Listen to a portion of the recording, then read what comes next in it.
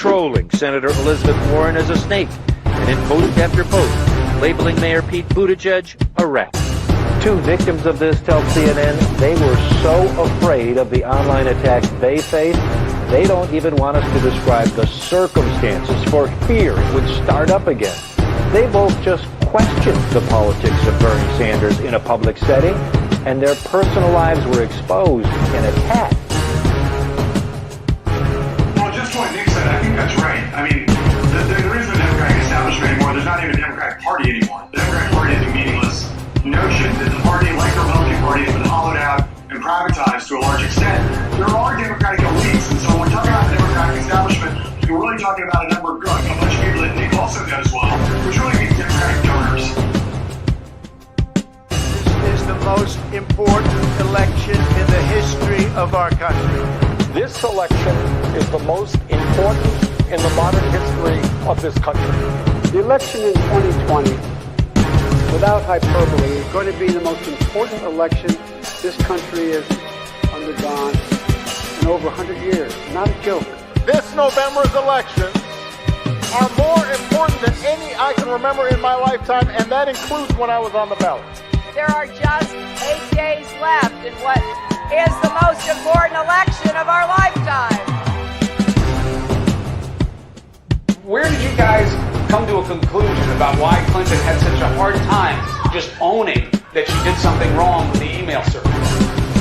You know, I know that Russia and other forces would love us to have a debate. This is exactly what they want. They want us to have a debate about the internal structure of Hillary's campaign, what's true, what's not true. And I'm just not going to play that. I'm sorry. We came, we saw, we died.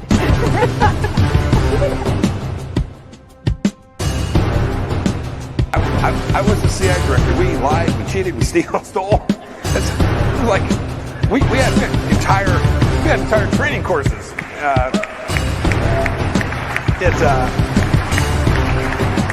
It reminds you of the glory of the American experiment. You know, people have said, if you look at, for example, the heat that ended up around the bend the knee, Colin Kaepernick. Mm-hmm. Many smart people have said it actually was not a thing. The Russian bots started taking out. Yes. But I saw my mom. My mom is the strongest woman I know. She should be running. It's not about.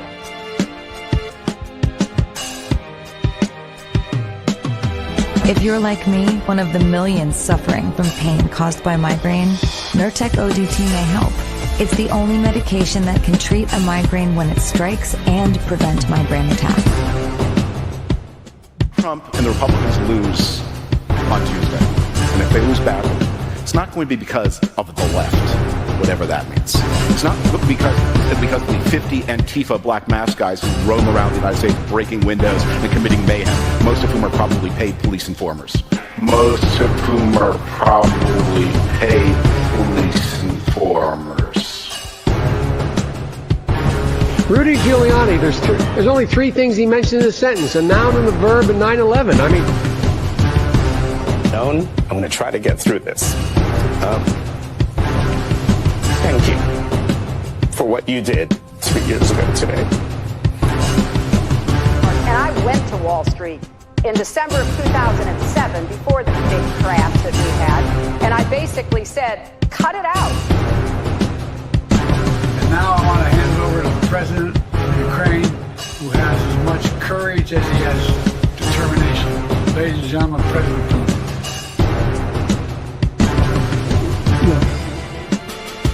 If we finally beat Medicare. Thank you, President Biden.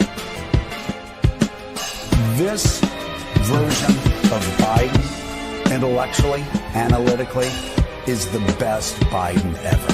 He is sharp, intensely probing, and detail-oriented and focused. They're eating the dogs, the people that came in. They're eating the cats. They're eating the pets of the people that live there. And this is what's happening in our country. I can't do it. We'll do it live. Okay. We'll do it live. Fuck it. Do it live. I'll write it and we'll do it live. And thing sucks. In 5, 4, 3. Beautiful citizens of the internet, thank you for joining me for another exciting episode of the Politics Show amidst a literal hurricane of shit this past week that we're going to get into. But before we do that, I wanted to dabble a little bit in some human interest and just kind of show you guys what I've been up to. I've been out here, peaceful, out here in places like this. This is in New Mexico. It's a place called Albuquerque, and I'm just going to show you a couple quick videos of this is where I was over the weekend, up in the mountains in New Mexico, checking out, disconnected from all the mindless nonsense that was going on. It was very peaceful, very beautiful, as you can see. I climbed very high in the mountains. And yeah, so I just wanted to show you. Here's one more quick view of my my little hike over the weekend.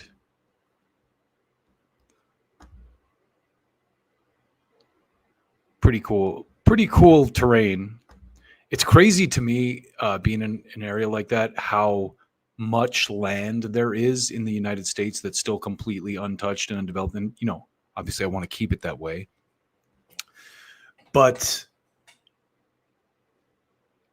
the reality of what's going on in the world kind of snapped me out of that.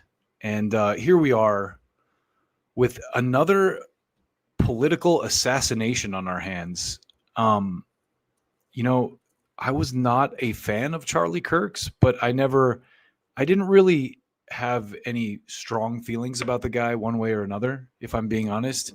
I thought the South Park thing they did was making fun of him was funny, but just the reactions to what happened blew me away because, you know, a lot of the people who I, you know, tend to be very morally driven had some bad takes, bad reactions to the death of someone who they view as a political opponent. A guy who, let's be honest, you know, was a advocate of open debate and free speech for the most part. You know, listen, we can get into the nuance of some of the stuff that the guy said, but he didn't deserve to be killed. Let's go that far. So let's get into it. What I got from this again is the duopoly still reigns. Basically, everyone roped off into their corners. Not everyone, but the vast majority of people, you know, the liberals, well, he said that kids deserve to be shot in school shootings as part of the Second Amendment, so he got what was coming to him. No, we're supposed to be better than that, guys. Like, come on. Listen, the guy said some horrible shit, of course. A lot of people say horrible shit. That doesn't mean that they deserve to be killed. Even if they have takes like that, it's not something that I relish. But I wanted to start tonight because a lot has happened, obviously, since this story has broke, and I haven't really been on a lot to talk about it. So I want to start where we're at in the story right now and really kind of just give you my kind of take on the whole thing, backed by, you know, the valid, you know, news clippings and interview clippings that to back up my case here. So I'm going to get into it right now. Yeah, we here now. Stupid. With this article about the accused shooter. Now, I don't know why I went to big screen yet, because I want to get into this a little bit. This guy who was arrested for this crime, you know, obviously they needed to get someone, and they needed it to be someone who has some kind of connection to the left for the purposes of propaganda. I said this to one of my friends. I don't know if you've noticed this, and correct me if I'm wrong in the comments here, but is it just me, or did the whole nature of kind of like political, mass shootings just shift as soon as Trump got in? It's almost like they got the reins of the narrative control thing, and now all the shooters are trans people instead of like white nationalists or whatever they, Nazis, whatever they were during the Biden administration. It does kind of seem like, and I'm not saying that they are manufacturing all this, but it's interesting what gets selected to be like the big mass story. And I mean, of course, this is a massive story. So much about this story is so horrifying. Specifically the video, which I happen to see. And if you've seen the video, you know what I'm talking about. Just the fact that it got like the idea that video went so widespread and so many people saw it on its own, to me, means that they wanted people to see it. Whoever did that, whoever was behind the assassination of Charlie Kirk, wanted people to see him being shot like that. And we're going to get into maybe some potential motivations for that. But I want to start by updating you on the story to date. And this is from Reuters, because this kid is not cooperating. He's almost like, it's almost like he is kind of admitting he's a patsy, so to speak. I don't want to speak for the kid, but let's get into it. So this is from Reuters. Charlie Kirk shooting suspect not cooperating with authorities, Utah governor says. And this is from today. So here's what the article... I needed to get myself up to speed on this, so you can join me here as I do that. Washington, September 14th. The man arrested in the killing of right-wing activist Charlie Kirk is not cooperating with authorities, but investigators are working to establish a motive for the shooting by talking to his friends and family, Utah Governor Spencer Cox said on Sunday. So I don't know if you know how this works or if you've ever seen that show, Making a Murderer, but establish a motive. Now that they have a suspect, this guy hasn't been proven to have done anything. He's just a suspect. He's just, been accused and basically indicted, arrested and for this crime. But they have to construct a motive because he's not giving them one. So this is already suspicious for a lot of reasons, but let's keep going. Cox said the accused gunman, Tyler Robinson, 22, would be formally charged on Tuesday. He remains in custody in Utah. Investigators have yet to piece together why Robinson allegedly scaled a rooftop at Utah Valley University during an outdoor event and shot Kirk in the neck at long range on Wednesday. Kirk, a staunch ally of President Donald Trump and co-founder of the conservative student group Turning Point USA, was killed by a single rifle shot during the event attended by 3,000 people in Orem, about 40 miles south of Salt Lake City. So full disclosure, I lived in Orem a lot of my life, and I actually attended UVU for a semester of school. So I know the terrain and I know the town very, very well. And I actually had a cousin who was hit by a car on UVU campus a few years ago. So, it's for some reason that campus is just tied to violence for me for whatever reason, but, well, for obvious reasons now. So the killing ushered in newfound fears of a spike in political violence in the United States and an ever-deepening divide between the left and the right. Robinson has not confessed to investigators, Cox told the ABC program this week. So that last couple lines there really sums up where we're at with this whole event, right? The killing ushered in newfound fears of a spike of political violence in the United States and an ever-deepening divide between the left and the right. Did it really? Because as far as I can tell, this guy doesn't seem like a typical leftist. They supposedly has a trans roommate. Maybe he was, romantically involved with. That's what they're suggesting. But we don't know for sure. And that still wouldn't explain why he decided it was okay to fire shots at Charlie Kirk. Is it because Charlie Kirk said trans women aren't really women? Who knows? But it just seems by the way this whole thing is being covered and talked about that it's being used to create, division amongst us, and it's working, as you could see by a lot of the responses. But let's keep going with this article here. So he's not cooperating, but all people around him were cooperating. And I think that's very important, the Republican governor said. So if you've ever seen how this works, you know, what they're doing is constructing a story, a narrative, using, since the accused shooter isn't cooperating, they're using people around him to construct a storyline as to why he did this, basically. One person who's apparently talking to investigators is Robinson's roommate, who was also a romantic partner, Cox said. Citing the FBI, Cox described the roommate as a male transitioning to female and said that the roommate has been incredibly cooperative. Reuters has not been able to locate the roommate or representatives for the roommate to seek comment. Reuters could not determine who is serving as Robinson's legal representative. So that is also very suspicious. Let me read that again. Reuters has not been able to locate the roommate or representatives for the roommate to seek comment. Reuters could not determine who is serving as Robinson's legal representative. Just the whole thing, just like all these shootings, it's just very vague. And that is a little disturbing, in my opinion. But let's keep going. Asked on CNN's State of the Union program whether the roommate's gender identity is relevant to the investigation, Cox said, "That's what we're trying to figure out right now. It's easy to draw conclusions from that. And so we've got the shell casings, other forensic evidence that is coming in and trying to piece all these things together."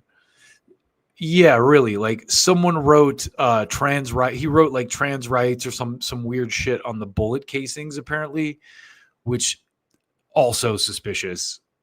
Just not that those could ever be planted at a crime scene by someone trying to construct a narrative and foment dissonance between the two prevailing political thought processes in the country. So investigators found messages engraved into 4 bullet casings, which included references to memes and video game in jokes. An affidavit filed by the authorities in the case described these messages. One of the inscriptions, according to the affidavit, said, "Hey, fascist, catch," followed by a combination of directional arrows, an apparent reference to a sequence of button presses that unleashes a bomb in a popular video game. Another casing, according to the affidavit, said, "If you read this, you are gay, LMAO," short for laughing my ass off. Now, I don't know if you've seen much of the follow-up to this, but the governor, I guess, came out and said something about social media being a cancer, and they're going after gamers. So there's already ulterior motives here with the response to this. You know, you can see that they're going to go, well, you know, we got to fucking shut down the gaming and the social media because it's clearly causing violence among children. Kirk's charged rhetoric, which often involved anti-LGBT and anti-immigrant comments, attracted legions of conservatives, but also engendered strong feelings from liberals and drew widespread criticism. So when they make statements like this, Kirk's charged rhetoric, which involved anti-LGBTQ and immigrant comments, they left the Q out. I don't know if that's okay, guys. Attracted legions of conservatives. Specifically, what are those comments? You know, that this is the thing where, again, they just call these people Nazis. And back when AOC was on this whole stochastic terrorism thing, I don't know if you remember this or not, but she's on this whole trip about stochastic terrorism, right? And that is basically when you have this kind of like rhetoric about people that incites violence against them. That's kind of what this is with Charlie Kirk, or with these, you know, the new right or whatever. Everyone just calls them Nazis. And look, there's a lot with that Charlie Kirk says that I don't agree with. Firstly, he's anti-weed. He's very like against the legalization of pot. So I would love to debate him on that. Because, you know, with a lot of these people, all you have to do is go, okay, people like to drink. Would you take that away from them? Would you ban that because it causes problems? No, of course not. Anyway, let's keep going here. Robinson A third-year student in the electrical apprenticeship program at Dixie Technical College, part of Utah's public university system, was taken into custody at his parents' house about 250 miles southwest of the crime scene after a 33-hour manhunt. So if he's going to Dixie, that's in southern Utah down by St. George. So that's almost like the Arizona part of the state, where Orem is kind of up in central Utah, just about an hour south of Salt Lake. So that's odd too. He got out of town. He got, went back home to his parents' house, and apparently they turned. Listen, I'm not saying that this kid didn't do it. It's just very fishy right now. I don't think he did it though, if I'm being completely honest. Anyway, let's keep going here.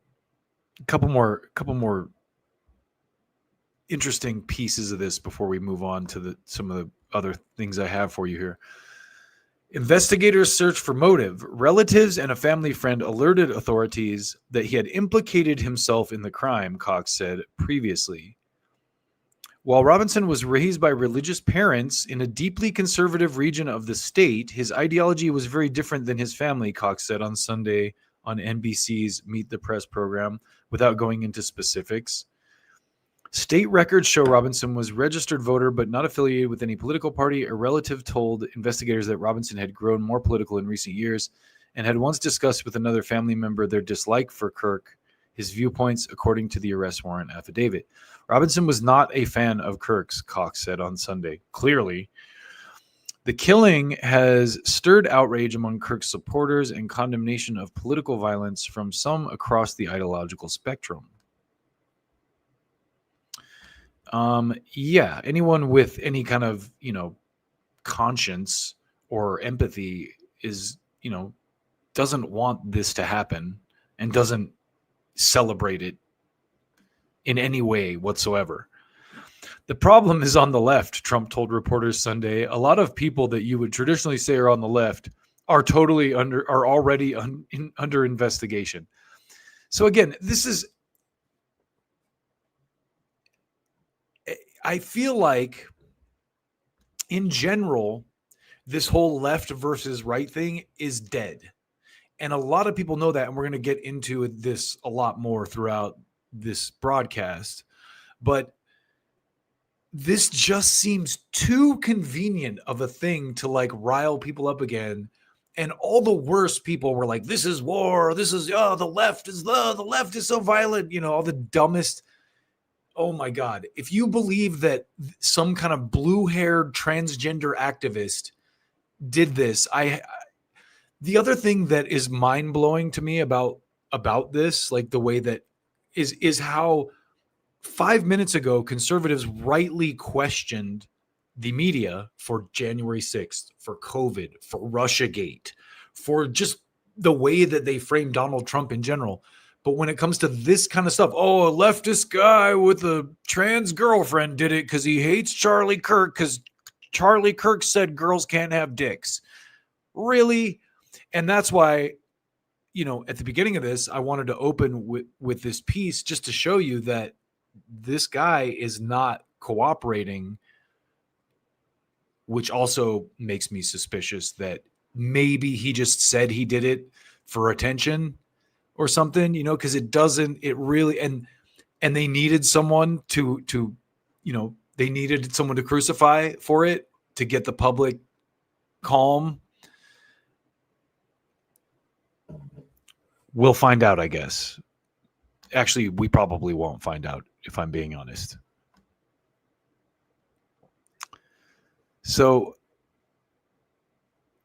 Mike Johnson, the Republican Speaker of the U.S. House of Representatives, criticized Democrats, but also urged calm. There's this recognition that people have got to stop framing simple policy disagreements in terms of existential threats to our democracy, he said on the Fox News Sunday program. That's actually the right thing to say. And it's both sides are currently doing this. You're a commie. If you don't love Trump, you're a commie. And if you do love Trump, you're a fascist Nazi. That kind of shit is ridiculous. And as someone who was slandered as a Bernie bro, misogynist, woman hater because I didn't want to vote for Hillary Clinton, I totally understand this rhetoric firsthand, and it's ridiculous. And most of these people, even if they have bad takes, are just misled. I'm sure Charlie Kirk said some shit that you could be viewed as racist. I don't have clips of it. I didn't go dig for any of that, but I'm sure that all these conservatives say stuff that seems racist to me, and sometimes maybe it's just the circles they run in, the people they're around. I don't see a lot of these people as being genuinely racist or like aggressively racist. There's also a difference between being like a racist and then like a casual, like, so to give you an example, it's kind of like there's a lot of people, a good friend of mine, he grew up in Minnesota around white people.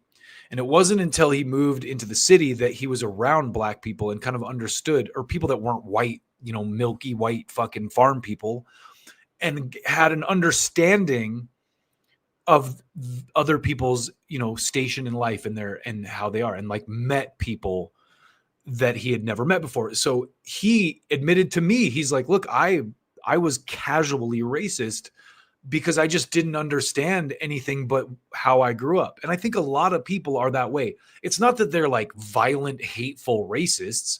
They're just fucking ignorant. They're not like, oh, fucking black people, I hate you. They're just, they've never been around black people. I've been, a lot of people, if you live in a big city or an urban area, you're around all kinds of people all the time. But there are a lot of people in rural America who are just ignorant to, a lot of that stuff. So I'm not giving these people a pass. It's pretty easy to tell what someone's intent is, right? Like there's people that make racist jokes that are not racist at all. So anyway, I got a little sidetracked there. Let's keep going. On Meet the Press, Cox assigned some blame to social media, saying it has played a direct role in every single assassination and assassination attempt that we have seen over the last 5-6 years. I mean, that's because it's the media now. You could say the same thing about television or radio, dude. It's just how people get their media now. Trump has credited Kirk with driving young voters to conservatism. His Turning Point movement says it has more than 800 chapters across college campuses. Kirk's widow on Friday said the movement's efforts would go forward. A memorial event for Kirk will be held on September 21st in Glendale, Arizona, his organization said. So, just a horrifying event for a lot of reasons. And I want to kind of like now go into some of the collateral conspiracy type things because there's a lot of validity to them. And I want to show you, my initial reaction just as a joke. My friend, one of my friends texted me that it happened. It wasn't even as a joke. It was just like my gut reaction. And I found that like my gut reaction in a lot of these cases, when I look back, is correct. For example, when 9/11 happened, my gut reaction was like, there's no way that like this is anything but an inside job. So, just to give you an idea. So when my friend sent me the news that Charlie Kirk was shot, my first response was, I bet our best friend in the Middle East is involved. That was just my off the cuff gut reaction. And the reason for that is because I saw what was happening at the last Turning Point USA event. I don't know if you saw it, but Tucker Carlson gave a speech where he said, if you fight for a foreign army, you should lose your citizenship. And a bunch of people got up and started walking out. Charlie Kirk had a debate between Dave Smith and what's that guy's name? Josh Hammer. And Dave Smith was getting like massive cheers from the audience. And so right after, as soon as I got off work and I got home and I started kind of interacting with people on Twitter, this was one of the first things I saw. This was my first kind of Twitter interaction around this. And I saw this in my feed because Max was responding to him, but Netanyahu instantly came out and said, Charlie Kirk was murdered for speaking truth and defending freedom, a lion-hearted friend of Israel. He fought the lies and stood tall for Judeo-Christian civilization. I spoke to him only 2 weeks ago and invited him to Israel. Sadly, that visit will not take place. So there's more there. And Max Blumenthal chimed in, and this is how I saw it in my feed because I follow Max. We don't know yet who killed Charlie Kirk, but aren't you the guy who's done more than anyone on the planet to re-normalize political assassinations? And so my response to that was Netanyahu feeling the need to comment on this is suspicious as fuck. Charlie recently had Dave Smith on stage at one of his rallies. Very suspicious. So Caitlin Johnstone had like this was kind of her initial response too. And I thought this was also, kind of a interesting little thing to talk about is she said, I have no idea who killed Charlie Kirk. I'm just very skeptical of the notion that it was some kind of blue-haired they-them DSA ninja and not one of the usual types of sniper assassins. And this guy says, what are the usual types of assassins? She says, weird right-wing, fringesters, and professional hitmen.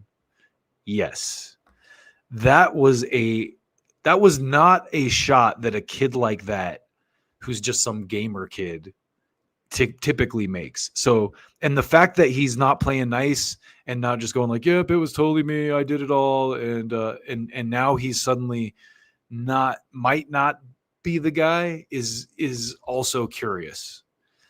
But I want to bring in Tim Dillon because he did an interview with Max Blumenthal and they cover a lot of this and then some. Because Max wrote an article about it, but I want to start with kind of Tim's take on the whole thing because he had some really good commentary to open with. So here's my man. This episode with Max Blumenthal, who wrote an article in the Grayzone with Trump insiders talking about where Charlie Kirk was mentally in the last few weeks and months of his life. I also love that Tim had Max Blumenthal on his show. Like, that's more of that, please, Tim. Have Max Blumenthal on all the things time. He was feeling and the pressure he was under. I didn't know Charlie. I'd never met him. I knew people that knew him well. Everybody liked him. Both people I know on the Democratic side liked him, and people on the Republican side obviously liked him. But, that was one of the most disturbing things I had ever seen in my life. The man is a husband, a father. Even if he wasn't, he's a human being. He's sitting there. He's engaging in conversations with people, and he was brutally murdered in front of his wife and children. I'm not a sanctimonious guy. I dressed up as a dead healthcare CEO on Netflix. I'm not someone who is out there being a purveyor of good taste, but I just don't understand how, after witnessing that murder, you could be gleefully celebrating this attack. I think you're at a very bad place spiritually, in your life if you're celebrating the murder of a person like that. I mean, again, this wasn't, a lot of what I do on the program, we make fun of the news, we make fun of what's happening. A lot of it's dark comedy. So I don't go out there and police people's reactions or tell them what to say, but if that's the first reaction you have to that video is to celebrate this, or, I mean, you can't be doing great. You can't be doing great. If if you're celebrating the murder of this man, I don't think you're at a good place in. Yeah. And I had this to say, just to kind of cap this off. Because here's the thing. I don't think that a lot of people in my circles were celebrating it, so to speak, but they were using it to dunk on people. For example, I'm not going to name names. I'm not going to like try to shame anyone because I'm far from perfect. And I say dumb shit all the time that I'm wrong about, and I'm happy when people correct me or call me out. But someone was saying like, oh, this isn't an assassination, MLK and JFK were assassinations. This is just a murder. And it's like, no, dude, this is an assassination. He was doing political speech at a fucking, just because, and what I said was, just because you don't like the guy's politics doesn't change the meaning of the word assassination. You don't get to diminish him in that way. And, you know, a lot of people brought up the George Floyd thing. And so this is what I had to say to a lot of these people. A lot of the online left is showing me how there is zero difference between them and the dumb cunts who justified George Floyd's public execution via the echo chamber of their political cult. Congratulations on getting yourselves down to their level. You know, I think like Candace Owens I love Candace Owens, and I've said that multiple times, but her take on George Floyd is fucking disgusting. I don't care if the guy had, you know, they take mass shooters alive. They took that fucking kid who shot up the black church in South Carolina out for a goddamn hamburger. You know what I mean? They could have taken George Floyd alive. The idea that like, oh, he had fentanyl or this or that, like the excuses that these pathetic fucks make for his death are sad and pathetic. So I'm with you on that. Same with Ashley Babbitt, you know, who was shot during January 6th. She's in the same boat as George Floyd and Charlie Kirk. Just because you don't like her politics doesn't mean she deserved to die. Oh, she was attacking the cops. Watch the video. She tried to climb a fence and the guy fucking put a bullet in her. She was not a threat. She's a fucking woman. She's an Air Force veteran. And if she was a threat too, detain her. You'd like this. We have this whole, it's just, and again, it's your political cult. The political cult of the liberals will be like, well, Ashley Babbitt got what she deserved because they were trying to overthrow the government, and I believe they really could have because I'm a fucking deluded moron who thinks a bunch of rednecks in fucking face paint are going to take over the goddamn country. And anyway, I'm getting way off the point here. Let's keep going here with Tim Dillon, because he gets into it with Max Blumenthal, and this is the part of it. You know, this is why I reacted the way I did when I saw the shooting of Charlie Kirk. And, you know, I just went, this is just like with 9/11. I went like, there's something bigger at play here than just some kid who was mad about trans rights. God, people are stupid. Information. Max Blumenthal, editor-in-chief of the Grayzone, thank you very much for coming on. You wrote an article that's going viral. You wrote it with your wife, Anya Parampil, about, you know, obviously this horrific event that happened in Utah. And you were describing, you know, firsthand accounts of things that Charlie had told his close friends in the weeks leading up to his death. And a lot of it concerned the pressure that was being put on him by Israeli billionaires for questioning some of the things happening in Gaza, and then as well some of the new anti-Semitism laws. And how did you put together this story? I mean, I know you don't ask a journalist to reveal their sources, but how exactly do you compile this piece? Well, just to answer your question before I get into the piece, I have been following Charlie Kirk for 10 years, since almost soon after he started TPUSA when he was a teenager. And I was following him as a critic or an opponent. I saw him as this kind of very hardworking, highly articulate, sort of like superhuman, ultra-conservative operative that the Israel lobby had basically hijacked, and they were using him to create the biggest Republican or conservative youth movement in history, TPUSA, and use it to advance Israel's program in the US alongside all of the kind of conservative social issues he wanted to push, and, you know, recruit the youth and train them and make sure that they stayed completely aligned with Benjamin Netanyahu's Israel. And these billionaire donors, they're American, but they're loyal to Israel primarily. And they actually don't care about issues like abortion or LGBTQ, or maybe some of them don't like mass immigration because they think immigrants might turn against Israel, but their issue is Israel. And Charlie Kirk was going to advance that for them. And in exchange, he'd be built up as like the biggest conservative youth leader in history. So I've been following him for 10 years. I have no reason to say anything. Obviously, I was horrified by his killing. And I think it's a terrible omen for this country, but I have no reason to say anything positive about him or to think that he was anything less than a complete cadre for the Israel lobby. And they basically owned him. They basically controlled him. Well, and he started to move away. And I was hearing about, just to tell you about how this kind of, this article came into being, I was hearing about this before he was killed, that something through the grapevine. I mean, I grew up in Washington. I've been in the city, so people talk. And, honestly, even though I'm more from the left, people from the Trump administration and around the Trump administration talk more to us than the Biden administration did. They talk more to alternative media. So I was hearing about the pressure that Charlie Kirk was under in the months before he was killed. This was not unfamiliar to me. And so I decided to go back to some sources that we had and ask what was, for more details. Well, so again, to me, like, I wouldn't have even made this connection. I wouldn't have even gone like, I jokingly reacted that way. Like I said at the beginning, this to my friend when he told me that Charlie Kirk was killed.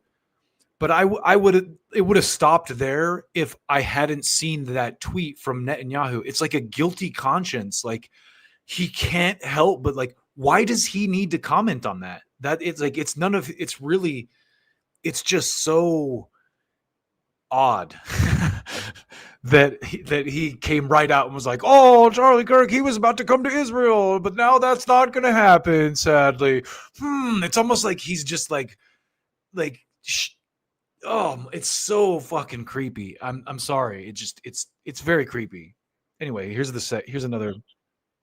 He's starting to question really Israeli influence in American domestic politics. Because I'm reading your article and you talk about, your source is talking about Charlie kind of starting to question the amount of influence that Israel has in U.S., not only domestic politics, but foreign politics as well. Do you put this right around the time that we attack Iran? Is this before that? Is this after that? How, what do you know about his progression? Let me just close a window here because I have some noise coming in. This is actually really funny. He never comes back. No. So yeah, this is Tim's like, he never comes back. I'll come. Yeah. So this is actually one of the most fascinating stories I've witnessed in American politics. It could be the theme of a film or a documentary or a book. Charlie Kirk began coming under pressure from his own base. I would say, I actually forgot which year it was, but it was like 3 or 4 years ago. And it was called the Groyper Wars. And Charlie Kirk would do these TPUSA tours around the country, and young men would file in, and they would, you get to question Charlie Kirk and debate him. And they hit him from an angle he never expected. They were from this organization called the Groypers, which sort of follows Nick Fuentes. They're anti-Israel. They're kind of anti-Jewish. Some people call them white nationalists, whatever you want to call them. They're very anti-Israel, and they believe they're the true voice of America first because the U.S. government has fallen under the control of this malign foreign power in Israel. And so they would confront Charlie Kirk with the history of, for example, the USS Liberty, the U.S. naval ship that was deliberately struck by the Israeli military in the 1967 war in order to cripple that boat because it was a surveillance boat. It was listening to Israeli communications. And they killed scores of sailors, and they would confront Charlie Kirk with the difference between Israeli interests and American interests while holding up a cross. And Charlie Kirk would just shut down the conversation because he knew that if he would give an inch to them, it would threaten the relationship with his donors, and TPUSA would collapse. Now, after October 7th, the pressure was just too extreme. The whole grassroots of the conservative movement, everyone under 35, started to question the U.S.-Israel relationship because they wanted to be America first. And they saw Netanyahu just leading Trump around by the balls. They saw Miriam Adelson, this Israeli intelligence asset billionaire, just calling shots inside the White House. And a lot of them are pro-life and were horrified by the slaughter of babies that they saw in Gaza. So real quick, I just want to show you this photo. Back to Max. Right-wing youth support for Israel, to the point where now only about 25% of Republicans under 35 support Israel over Palestine. So Charlie Kirk has to answer to his own grassroots base, and you can hear he's starting to make some noises. He's talking about October 7th possibly being an inside job. Israel let it happen in order to carry out long-term political goals. He starts to question whether Jeffrey Epstein was an Israeli Mossad agent at a time when the Epstein files were becoming an uncomfortable issue for Trump. And it all blew out into the open at TPUSA's July Youth Summit in, I believe it was Tampa, Florida. Yeah. Might have been Tallahassee. Yeah, Tucker gave the speech. Right. Right. So Tucker gave a speech. I mean, that was the seminal moment, but it wasn't just Tucker. Megyn Kelly had started questioning Israel, and she's on stage calling Jeffrey Epstein a Mossad agent with Charlie. Comic Dave Smith, who, like myself, is a Jewish anti-Zionist, but he more comes from kind of the libertarian world. So he was welcomed on stage to debate a Zionist propagandist who works for Newsweek, Joshua Hammer. Debate, no, that's not something you want, especially at this point, if you are like a pro-Israel enforcer. And Dave Smith was openly talking about the slaughter of children in Gaza, and the crowd was cheering in this cathartic way. Then Tucker comes out, says, you should have your citizenship yanked if you fight for a foreign army. All right. Hundreds and hundreds, thousands of American Jewish youth go to Israel and fight for their army instead of our own. So that's a direct blow to not just the Israel lobby, but like the whole concept of Jewish communal life as it's understood by its leadership. Then Tucker calls out Bill Ackman, who's one of the biggest Netanyahu money men inside the US, who's pulling strings at Harvard, getting their funding pulled unless they crack down on Palestine activism. And he questions Bill Ackman. He calls him a scam artist and said, how did he make $9 billion? Like, where did it come from? I mean, and Bill Ackman, the next day, he couldn't really answer the question. He published like a 5,000 word meltdown Twitter post trying to defend his financial investments. So I didn't catch that part of this. I did not catch the Bill Ackman Tucker thing. That is wild as shit, because Tucker was like, where do you get your money from, dude? And dude lost his shit. So as you can see, there's sort of like an investigative reporter is going to look for a motive. Like, what's a real motive? Like, this is a power shift that was happening, but it gets better if you haven't seen this. It was just bonkers. I'd never seen anything like it.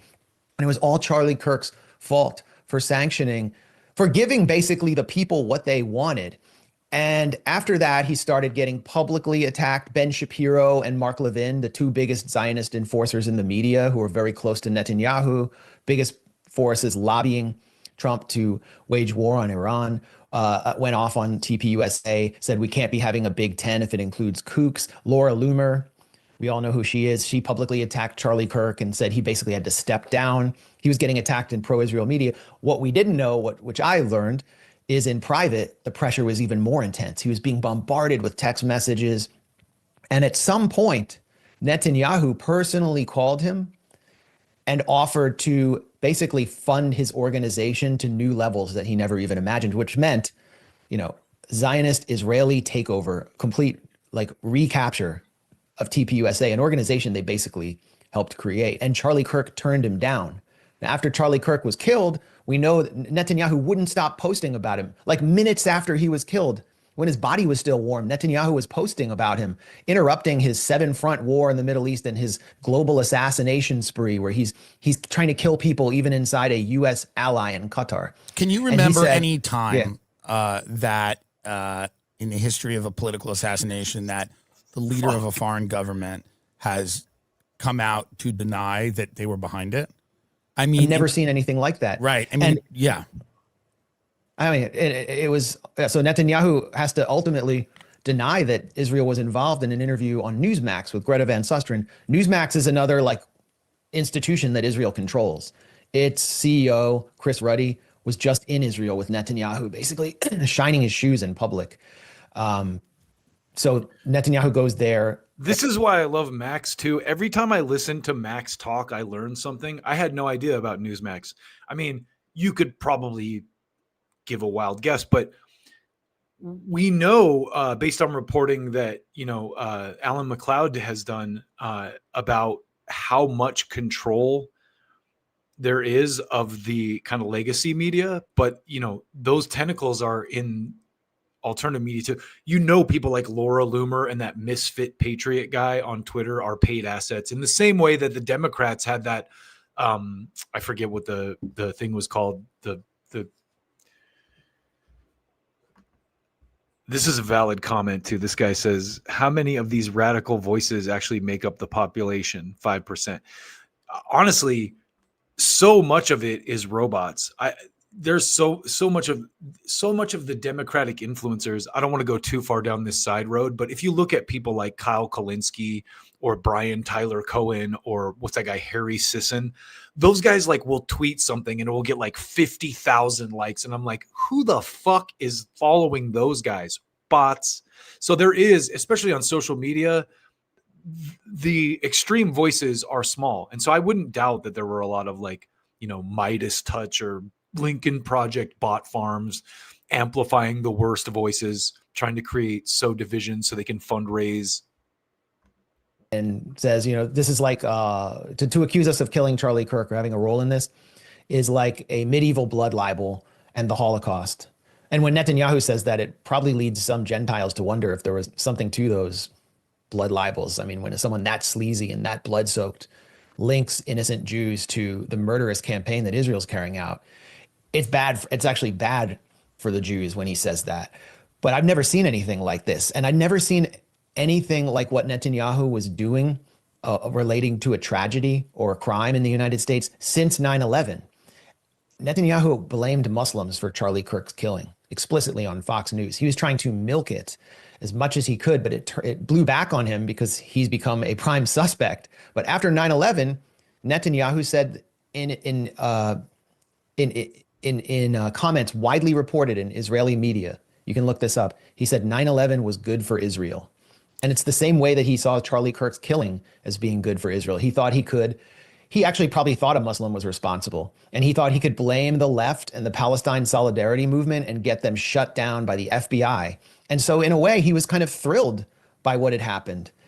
And that fuels the speculation. But the real issue was, as we learned from a longtime friend of Charlie Kirk, who had spoken to him, I would say, a week or two before he was killed about this, he was afraid of Netanyahu and he was afraid of these billionaire cutouts of Netanyahu, who had many of whom had funded his organization. So let me ask. So now the word on the street now is that Ben Shapiro is going to be taking the mantle from Charlie Kirk, and we know how Ben Shapiro handles these kind of debates. We know who he works for. I want to show you one more clip before we move on from this subject of Charlie and his boy Ben Shapiro. And this is somewhat recently. Charlie, we've pushed back against the media on COVID, on lockdowns, on Ukraine, on the border, so like maybe we should also ask a question. Is the media totally presenting the truth when it comes to Israel? Just a question, that maybe we shouldn't believe everything the media says, because I know I've been conditioned to ask a lot more critical questions over the last couple of years. So Ben, some people. So there you go. There is valid speculation that, some darker forces were involved than just some random kid who now is kind of like not cooperating and hedging his bets a little bit. It's going to be interesting to see how this plays out, because based on the stuff that Max is saying there's just, you have to ask yourself in these situations, who benefits from this? When JFK was shot, who benefits from this? And suddenly Ben Shapiro, a very pro-Zionist who will not have any of the debates that Charlie was allowing, is in control of the, Turning Point organization suddenly. And, Kash Patel doesn't have my confidence at this point. I was actually, as someone who didn't really vote for the Trump people, I was actually like, oh, well, at least Kash Patel is a change in the seat. No, this guy is clear. Him and Dan Bongino instantly came out. Epstein actually killed himself. Makes you wonder what they did to these guys, Anyway,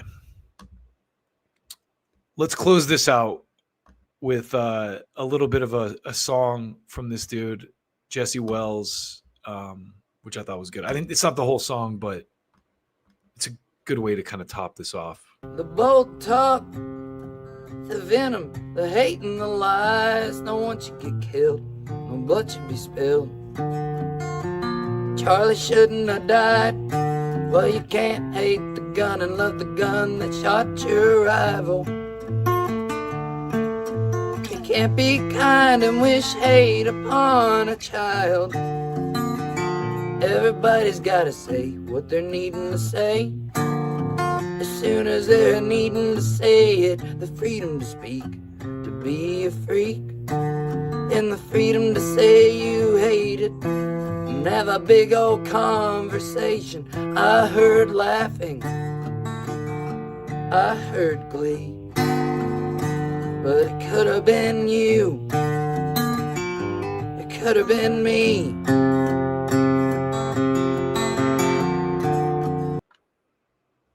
I love that guy. I wanted to mix things up a little bit because I think this next segment is kind of like meshes nice with the previous one. And I saw Scott Ritter postulating a theory he had about what's going on with our friends in the Middle East right now. So I wanted to share this with you. And I don't know how far down this rabbit hole we really need to go.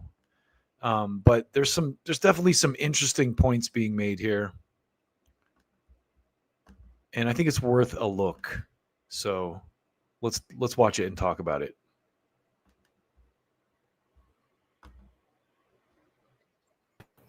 You know, I'm beginning to think, just this is way outside of the box here, but I'm beginning to think that the United States is looking to break Israel, meaning that the only way we can get out of the Middle East is for Israel to commit suicide. And we're doing everything we can to help Israel commit suicide, because all this does is dig a deeper hole for Israel. If you think this ends the Gaza conflict, you know nothing about the Gaza conflict.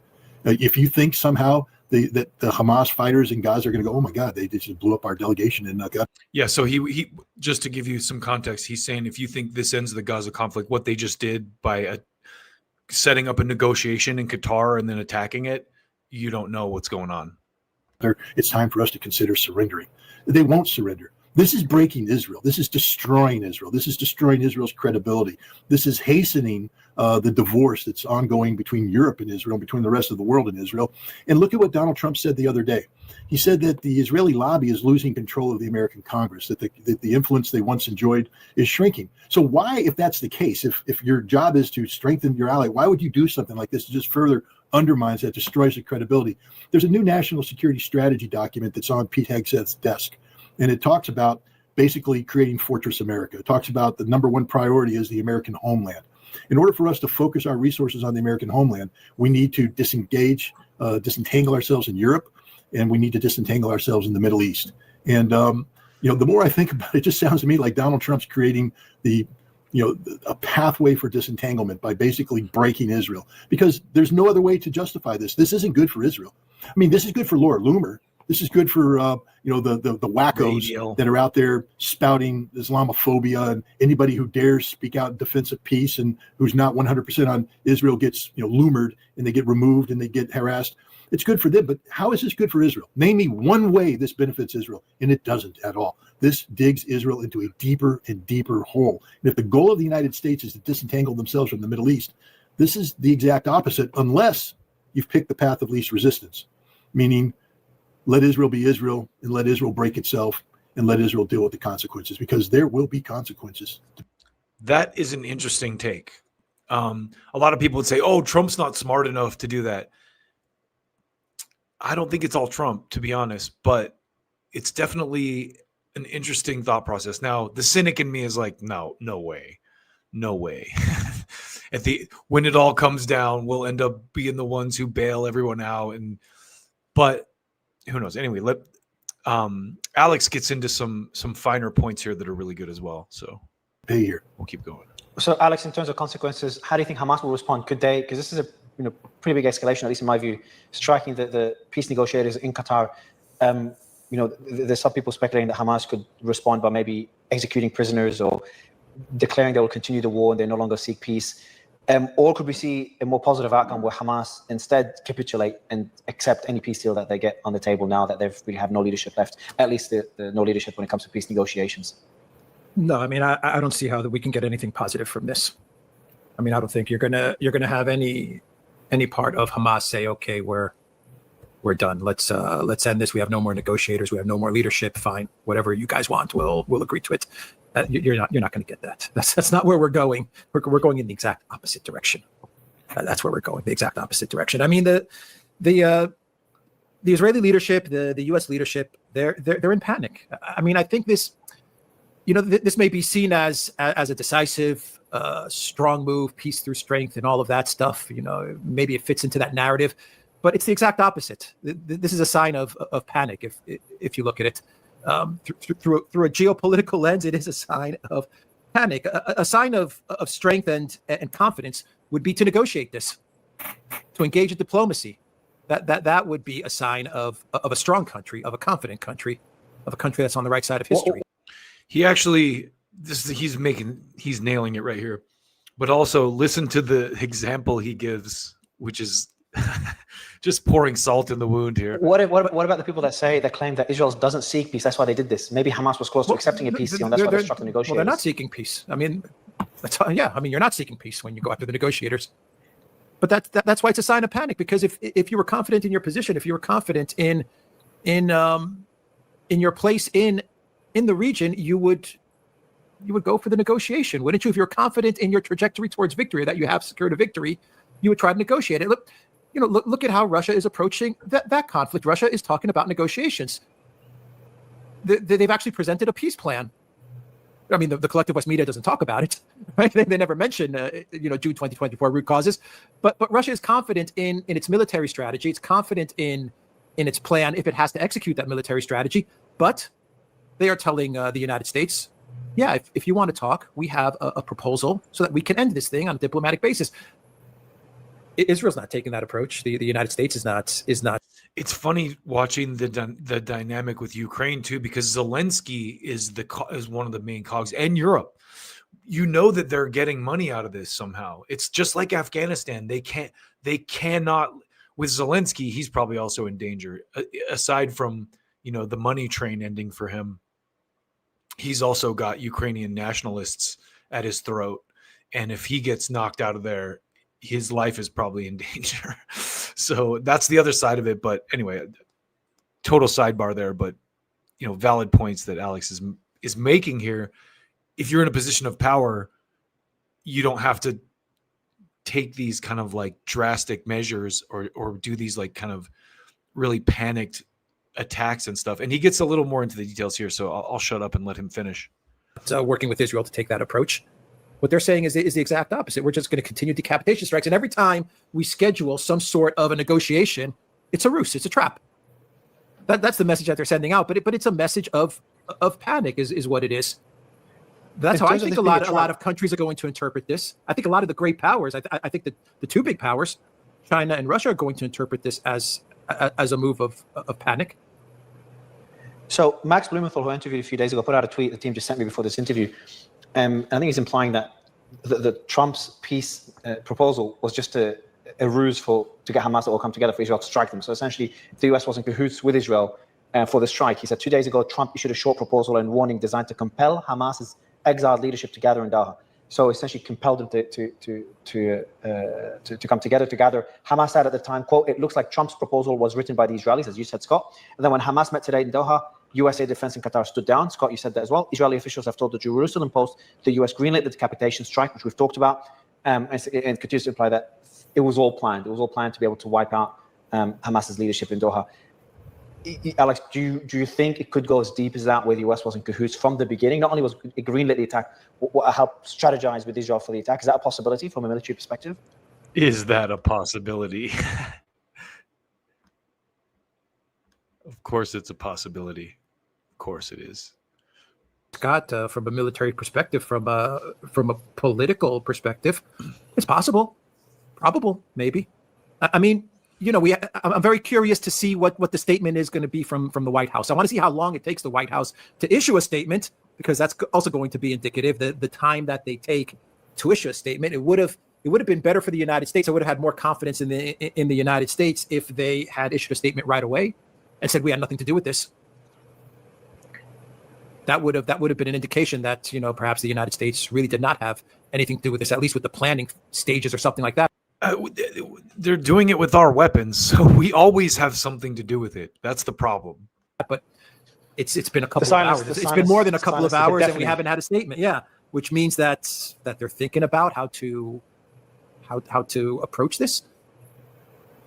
Scott, I think they were expecting Hamas to be dead. I think they have a statement prepared. It was supposed to be, Trump saying, "I told you, if you didn't accept me, this was your last chance. And when I say last chance, this is your last chance. And I really mean it because I'm Donald Trump and I have big hands." Similar to Iran. That's what he said. The same thing we did in Iran. But you notice, at the end of Iran, he started talking big about, we worked with the Israelis. We killed their negotiating team. I've got, Scott, there's a question on them being alive. Breaking unnamed Hamas officials have told Al Mayadeen, pro-Hezbollah. So Al Mayadeen is the pro-Hezbollah news outlet in Lebanon, that all delegation members in Doha have survived the Israeli airstrike. That's what I heard. I heard that they were supposed to be in the private home they were supposed to meet in the private home, and that. I think that report was from the report issue was from Al Jazeera. Now we've got also Al Mayadeen that's quoting Hamas officials, which you made a point that maybe Qatar gave them a warning, or someone in the Qatari government gave them a warning if Qatar knew about the attack. That's just a hypothesis. I'm just for whatever reason look. I worked with the Israeli intelligence for many years, and they they're not. I don't support their cause, but they're not incompetent. When they do something like this, you've seen the photographs of Benjamin Netanyahu in the bunker, with the command photograph of everybody looking at the video screen. When you assemble your leadership like this, that means everything has been planned. There were assets on the ground. I'm just telling you how Israel works. There were assets on the ground that were tracking the movement of these people. The launch would not have been made from the aircraft without positive confirmation that the target was where it was supposed to be. The Israelis don't work on guesswork. There's too much at stake here. So Israel didn't do this to fail. They did this to succeed, and something went wrong in the end. Somehow the Israelis believed that the people they were trying to kill were where the Israelis thought they would be in the target that was struck with great precision. They weren't there. Why? And not just why weren't they there, but what happened that led the Israelis to believe that they were there?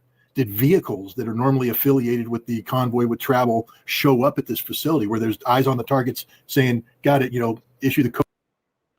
Yeah, so apparently this time it didn't work, which how many times can you assemble a negotiation and then kill the negotiators before people get wise to it? It's like people aren't as stupid as you think they are. And it's really sad to me, that we kind of give up our goodwill, and I don't believe that this would be happening any differently under Democrats. Let's be honest. It's not like if Biden was president, this same dynamic would not be occurring. You know what I mean? They pretty much do whatever they want with the money and weapons we give them, no matter who's president, So on that note, let's go back to something that's funny. Back to Tim Dillon for a second, just for a brief moment. He had a really good take on our friends in the Middle East. And this is an older episode too. This is from like a year ago, but I don't know how I came across it, but it's just so funny. So before we move on to Matt Taibbi, let's listen. No. Donald Trump should go, I'm going to de-escalate. I'm not going to bomb anyone. I'm going to scale down. We're not going to have troops all over the place waiting to get into wars. So if you heard what Scott Ritter said too, he said that they're working on a plan to protect the homeland type shit. So reining in. And again, listen, I'm not giving these guys a pass because they've done a lot of dumb shit. But also, it takes time to kind of rein this shit in when you get into your office. It takes time to turn an aircraft carrier. It takes time to adjust course. So I'm still giving them a little bit of the benefit of the doubt because, of course, all the agents of the status quo are aligned against them as well. So I definitely am a little bit leaner on Trump than I would be, with someone who wasn't maybe shot at a few times and, tried to like be sued into oblivion or, had a staged coup in his name that they tried to use, that they made a goddamn TV show out of and tried to. Anyway, let me let Tim finish here because he makes a really great point about the most moral country in the Middle East. I hope that's the case. I mean, Israel is the friend sometimes on the block you go out with, and they're like, let's just throw some M80s. Let's have a little fun, because they kind of have a bad home life. That's what Israel, it's the friend with like a bad home life. And they're just like, my mom and dad fight. Shit sucks. Let's go smoke a cigarette behind his shed. And America's the rich kid. And America's like, yeah, why not? I like Israel. Israel has my values, And I was like, yeah, but Israel's it's like sometimes you need a girlfriend to explain it to you, which would be, I don't know, France maybe. You go, I get it. You like Israel, but Israel's living situation's like really fucked up. Like his mom and dad don't even speak. Like there's literally cops at the house 3 times a week. You go, yeah, but I like Israel. We go out, we get in a bar. Remember, this was a year ago too. This is like an old episode. Bar fights, we throw M80s in the lake. We watch it blow up. Shit's fun, And then one day Israel comes to you and is like, we just got to go fight these kids from this other high school. And you go, I don't even know why we're doing this. And you go, listen, man, here's the reality. Me and you are bros. And you go, yeah, dude, I totally get it. But my girlfriend has made a good point. Like, you are in a fucked up situation. By the way, there are friends in your life. And a lot of times it is hilarious that it does happen in the summer. Because the summer, there's no structure. There's no school. There's nothing. Everybody's just floating around. People's lives unravel a lot of times in these 2 months that we're in. And you do notice with some friends, and you will as you grow up, younger people listen to this show, maybe not a lot of them. We have a fair amount of people in their 20s. Maybe we don't have a ton of people in their late teens, but we probably have some. You will notice some of your friends are out of control and seem to always attract problems. And there's nothing you can really do about it, even if they share your values. I'm not saying Israel is completely at fault for their problems. There are a lot of people that have gone into that. A lot of people have made that sausage over there in the Middle East, and it hasn't turned out great.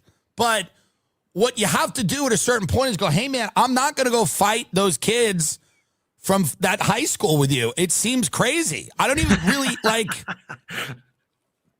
well, those kids are going to build a nuke. Yeah, sure. But can't we just kill a few scientists like you guys have been doing forever? Like, why do we have to have a hot war in the middle of fucking August with Iran? But, this is what's going on. And, the United States, there needs to be daylight between the two policies of the two main candidates on this shit. And there isn't.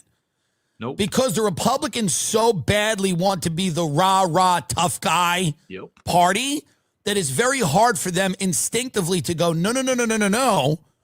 We actually are going to be the pussies. We're going to be the pussies here. And I don't mean in actuality, but in the way that they talk. Because the Democrats are presenting as like the jock, fuck you, fuck Putin. Ukraine made it 6 miles into Russia. You know what that means? Russia's falling. Ukraine captured a town, and I'm not saying it's not impressive or didn't shock Russia. I was on the phone with a lot of Kremlin officials this morning who paid for my Rolls Royce and bought my houses, and they were saying it was shocking. Many of them were kind of surprised, to be honest, on our Telegram chat. We have a very funny Telegram chat with Lukashenko, who's the minister, and me.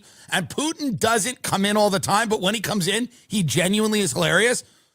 But anyway, a very good point about our friends in the Middle East kind of being the kid with the bad home life who drags you into a bunch of trouble situations. Just very valid commentary there by Mr. Dillon. So anyway, speaking of troubled situations, let's talk about one of my favorite reporters, Matt Taibbi. And I'm not here. I did a just to give you an idea how deep this bond runs. I did a Matt Taibbi kind of white knight piece after Mehdi Hassan attacked him. And I think the reason for that is Matt isn't really like a podcaster. He's not a broadcaster. He's a reporter. So his kind of like public persona and stuff is very timid. And he does what he does well. And, I don't think he should have to apologize for that. But a lot of people in the lefty circles are upset that he doesn't cover Israel.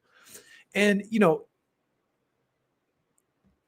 I don't understand that. I mean, it's not really his beat as a reporter. It never has been. Like I don't think foreign policy even was ever like a really big part of his beat that he covered. He kind of covered like the financial crisis well, Occupy Wall Street, he wrote books on police violence. Like he covers like US stuff.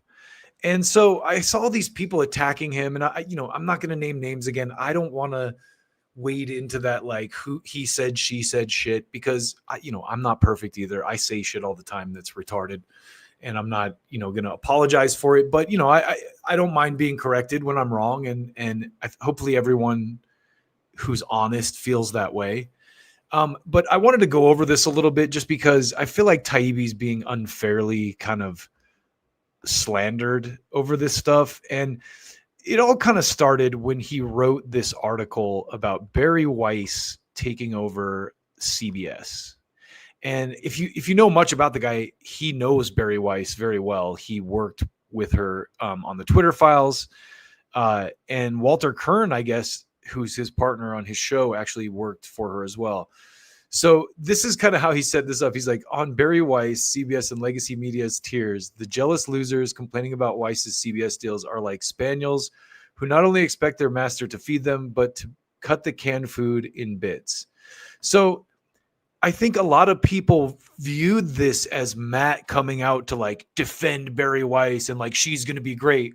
And the article's paywalled, so they didn't read the whole article. So everyone immediately jumps on this kind of like attack Matt Taibbi train over this piece specifically. And, it's, again, I don't think that he comments on the Israel thing much because it's not his beat. But I'm going to let him and Walter get into the weeds here because so he clarifies what he means with this Barry Weiss article here. This is a really good clip from the him and Walter's America This Week show, which I absolutely love. I just love listening to them. Walter's great too, Walter Kern. So here's kind of like the setup for this and kind of like how the genesis is. And its new CEO, David Ellison, is he a Paramount CEO or is he? Doesn't matter. Apparently he's going to offer to buy the Free Press, and the Free Press, which is essentially a Substack. It's a Substack, that was started with $15 million in seed capital, which seems like a lot of money to me because you don't really need money to do a Substack, but whatever. Yeah. So that's a very interesting point that I glossed over initially. $15 million seed money. That kind of seed money is how Charlie Kirk probably got started. And the people that give you that seed money usually expect your loyalty to their, values in return for that kind of kickstart. Because not everyone, how do you just end? Let's be honest, Barry Weiss also worked for the New York Times. She was a very well-connected person. But good point. Good for Matt to point that out. It was started with $15 million of seed money. Well, that seed has apparently grown into something much bigger. You do need it if you're going to hire people, I guess. Right. But along with that deal, there was going to be the implication that Barry was going to be essentially in charge of CBS going forward. So let's... You mean CBS News? CBS News, yeah. So let's look at SOUT 1. This is the Hill story on this, if we could. Now, Byers reports that Weiss, a former New York Timer, is set to score a role at CBS News. Whether or not her pro-Israel and anti-woke worldview had anything to do with the acquisition is unclear, but as Byers suggested, it could ruffle feathers in the CBS newsroom. Reactions have been pouring in. Glenn Greenwald posting, quote, Larry Ellison's son, a family whose overwhelming cause is Israel, bought Paramount and CBS from Sherry Redstone, who has the same cause, and will now give Bari Weiss $100 to $200 million to buy her Israel state media outlet and put her in charge of CBS News' editorial direction. Name one view Weiss. Glenn Greenwald can be so unapologetic about everything because he's like not based in the U.S. advocates that does not have massive acceptance in mainstream U.S. power centers. Quibi creator Mike Buvas posted, quote, from Walter Cronkite to Bari Weiss, what an incredible journey for CBS News. Oh, that's brutal. I actually have a surprising perspective here. I'm sure the viewers might be surprised, but I'm actually happy for Bari Weiss. I think I relate to the story of the person who just, get it out the mud, kind of build it yourself. I do think it's an interesting sort of butterfly effect situation where because the New York Times was angry that they published an op-ed from Tom Cotton calling for sending the National Guard in the summer of 2020, we now might have Bari Weiss leading the editorial direction of CBS News. Like the chain of events to get from there to there is insane. So that was my reaction. Is that the irony of this is like beyond belief. Here you have CBS, which as recently as half a year ago was a cheering section for the German meme police, and turned. What he's referring to there too is the 60 Minutes piece, if you've seen it, where they're talking about how they arrest people for political speech on social media. Or saying offensive things on the stage that made David Letterman famous into a set for dancing vaccine propaganda being taken over, by a Substack dominatrix essentially. What is not funny about that? How do you not laugh at that set of circumstances? So I laughed at it, and instantly thousands of people chided me for not saying the required words that Bari Weiss is a vehicle for an apologist, for a racist, supremacist apologist for genocide, et cetera, et cetera. That's what Glenn said, basically. You cannot say anything off message ever with a certain kind of person, and this is like the fourth or fifth craze that we've had of this type, where unless you say the required words, it's not allowed. It just drives me nuts. But so what I think people, I guess, want him to say something about the Middle East thing, and I think he doesn't, with good reason. First of all, because it's not his beat and it's not something he pretends to know a lot about. But he also admits that he's afraid to talk about it, at least. And I give him so much credit for this. I'm pretty sure it's in this clip where he talks about it. But he basically says, look, there's a lot of stuff that's touchy here. Now, he does get into some dumb shit a little bit, which I will. Anyway, listen to this. Avowedly pro-Israel CBS. It's not. It's Barry. What exactly is the controversy over another person deemed to be this is a great point. Comfortable with the establishment taking over a network that was comfortable with the establishment? Like what is going to change with Bari Weiss taking over CBS? Absolutely nothing. Maybe it gets a little more Zionist. Who knows? All I see here is kind of no change, frankly. Right. Yet this is this huge furor. Now, we on this show, I think almost uniquely, among others, have called balls and strikes with media across the board and have made no bones about how it's come to resemble state-run media in many of its higher echelons. Is it any more state-run now because of Bari Weiss, or any less? I'm not sure. But why is she suddenly in the scope? I guess because they wanted something else. Well, I mean, are they expecting that this form of protest about Palestine and so on will ensconce itself in the boardrooms of conglomerate corporate media? Yeah, so I just want to pause here for a second, because I think like what Matt is responding to really is this, what I call the mob, the manufactured outrage brigade, the people who just like find a way to be upset with something you've said, have kind of like equated Matt making a statement about Barry Weiss taking over CBS in his article with him being like pro-Israel or something. And I don't think that he really comes down on either side of this, but a lot of people just see everything. They're so hyper focused on that issue. They see everything through that lens. And just the fact that he's silent about it makes him a Zionist, which I don't agree with. That's not going to happen. And I have a feeling that once the Weiss reign, such as it is supposedly going to happen, takes hold, we'll look at the decisions as we've looked at the decisions of the old CBS. And there's another aspect to this that drives me nuts. So the thing that I posted about my sole thing, I was just enjoying a little bit of Schadenfreude at the expense of the initiativeless, lazy, totally unentrepreneurial, visionless traditional media. Yeah, so to kind of elucidate, to use a word, to kind of explain what he says here, because I don't think he is very articulate about it on like without sitting down and writing it.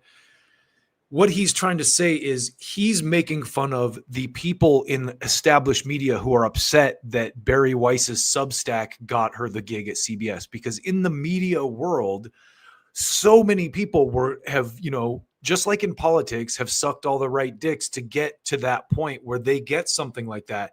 And here comes Barry Weiss out of her, Substack world and takes that conch from them, or the precious or whatever you want to call it.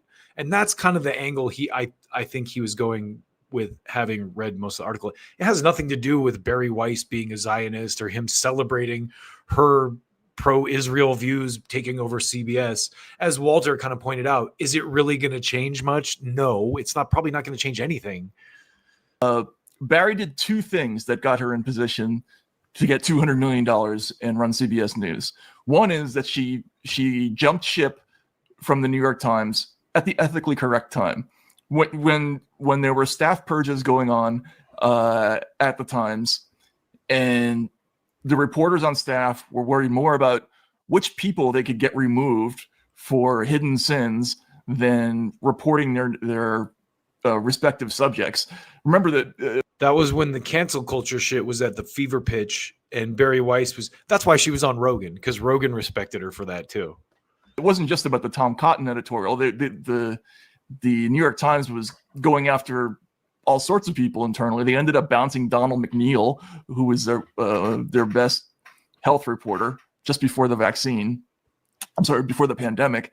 But when that whole thing happened, when there was the staff uprising and they got Tom Cotton fired for running an editorial. I don't think it was Tom Cotton that got fired. He wrote the editorial. I don't know if he worked for the New York Times, but maybe he did. I don't know. Which was totally within bounds. Like, it wasn't like an out of bounds editorial. Also, not a lot of people more Zionist than Tom Cotton. So the role of the editorial page is to acquaint America with what people are thinking.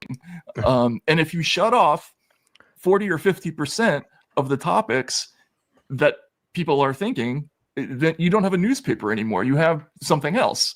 And when they did that, when essentially the inmates started running the prison at the Times, Barry very publicly and in her way, which is she has a flair for promotion, for self-promotion, which is undeniable. She did it in a way that was very ostentatious. She identified herself with the heterodox landscape. And with her went her spouse, another New York Times writer, a very talented writer, by the way. Nellie is. Well, I mean, Matt giving props to Barry's wife. I'll note for the record that no one else but Barry Weiss asked Walter Kern to write an editorial on the stinky nature of Epstein's sudden death in prison, which she did. Okay, that was so Walter worked for her too. That's maybe how he. Rather controversial topic, and I took a rather controversial stand on it after having been asked by someone who apparently didn't care that a lot of the world thought Epstein was, an agent of Israel or something. Or maybe they did care, but they thought that it was newsy enough that they should cover the topic anyway. So this last clip is where Matt talks about specifically about the Israel thing and why he doesn't talk about it. Because a lot of people came at him for that because of him, being like somewhat kind to Barry Weiss, I guess. Is that why everyone was upset with him? About the matter at hand? Should we talk about Israel a little bit, or do we not want to do that? Well, I mean, what's going on there right now? Well, I'll talk about anything with the proviso that is the subject on which I am probably least informed of those that we occasionally talk about. Only in the sense that I've never been there. I have to say this every time. I've never been there. I never studied the conflict. Oh, you've never been there? Well, you're an anti-Semite. You've never been. I need to get a sound drop of the only Douglas Murray, unfortunately, I have. You're an anti-Semite. Did not grow up with an obsession, a Middle Eastern obsession, such that I know all the players and all the influences. You're an anti-Semite. Okay. The bar and talk about it. Right. Which is not the same thing.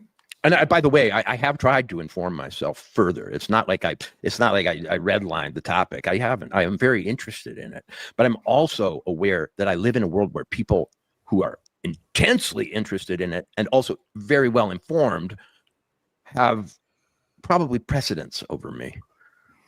Right. And there's my frustration with this since the beginning, and everybody's giving me a hard time about not talking about Israel. Why haven't I talked about Israel? Because I know fuck all about it. It's the first reason. It's a huge investment of time for a reporter to start at square one on a very complex story that you have no background in, just to do what exactly? Like, I'm not sure what my value add. Just to make the Israel lobby mad at you by the very powerful Israel lobby mad at you by reporting in ways that they don't like. I think probably, and I thought about this after I recorded this clip, is Matt is such an honest reporter. He knows he would get into trouble if he dove into this ocean. You know what I mean? Like, he's going to say something that's going to piss people off that have a lot of power and control. So he's just like, I'm just going to tiptoe around that one. And I can't blame him for that. I'm sure that if you read his work and you know his work and you know him as a person and you know his views, it's a pretty safe bet which side of the coin he probably leans towards. But why out yourself like that and create a division like that unnecessarily if you don't need to? And you can respect him less for that, but it doesn't make his reporting any less valuable. It doesn't make him a bad person. It just makes him someone who's cautious about a very touchy subject that can create very strong divisions very quickly. Was ever going to be on the Israel story. I'm too old to go. I have kids. I'm not going to a war zone at this stage of my life. I was invited recently on one of these trips. That he also needs to feed those children, and reporting honestly on this subject might put that in jeopardy. To which journalists or influencers are invited to, tour Israel, meet people, attend lectures and all kinds of talks. I saw the schedule. I declined. So that's the other side of it. Listen to Walter talking about being invited on a junket to Israel. if you get to cover this subject, that's the only way you get to cover it is by going through their channels with their guidance, and you get to see what they want you to see. Also look at what's happening to reporters over there. They're being like murdered left and right. So anyway, listen, I'm not defending cowardice. I'm not saying that, maybe it's a little weak to not pursue that subject, but I understand. I declined because I don't do junkets. I don't not just do junkets to Israel. I don't do them to anywhere. I don't like taking people's money, which is one of my freaking problems. And so I guess I had the opportunity to inform myself, at least from the Israeli government side and those running these trips, or whichever organization it was, I forget. I love the comments are like, it's genocide. It's not rocket science. It's like, okay, yeah. And so I guess that's to my credit or discredit. I'm not sure. Yeah. Just so here's somebody, Purple Shizo. It's a genocide. It's not rocket science. Okay. Like, well, then you should, you know what? Then you shouldn't be watching this show. You know what I mean? If I'm not kidding. You should probably be, if it's a genocide and you feel that you have the ability to affect it, doing something rather than, spreading discontent. Because the fact is, there's not much Walter Kern can affect on this issue. I could stand up and pledge. I could say the words. I could do much. But I don't think it's anything compared to what you can do by getting out there. Where were the giant protests this summer? Where were, Okay, so this is where they lose me just a little bit. The protests, if you remember, Walter, were shut down and kids were like thrown out of school. Kids, like people were attacked by police. I mean, I did pieces on this when they were going on a couple years ago. I don't know if they happened this past summer. They're happening all the time though. So he's kind of like being a little washy on this point. I note it. Ignorance is no excuse. Actually, it's the excuse. It's the ignorance. Ignorance Is the excuse. And ignorance actually is not the word either. Okay, it is. The word is something like focus. I tend not to be focused on things that I'm not focused on, and that you want me to, and that you're scolding me. I would suggest is not the way to get me interested. I don't know that. America and its foreign policy toward Israel has changed much over the years, but that's who you should be lobbying.